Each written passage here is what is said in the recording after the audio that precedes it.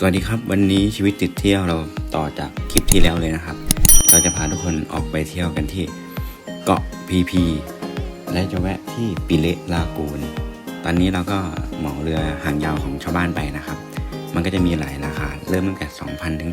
3,000 แล้วแต่ว่าเราจะไปกันที่ไหนบ้างลองติดต่อชาวบ้านแถวนั้นได้เลยนะครับ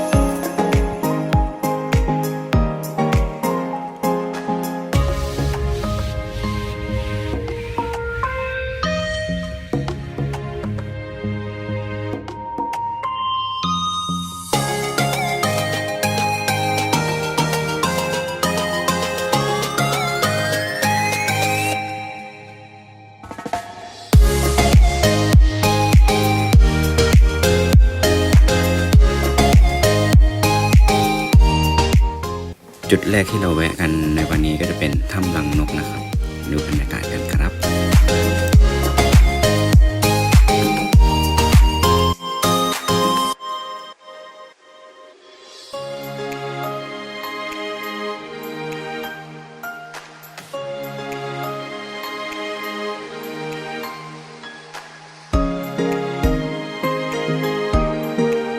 และจุดที่2ของเราในวันนี้ก็จะเป็นจุดไฮไลท์ของเราเลยนะครับปิเละลากูนน้ำใสมากสวยใสปิ๊งคนน้อยน่าไปเที่ยวจริงๆนะครับไปดูกันนะครับ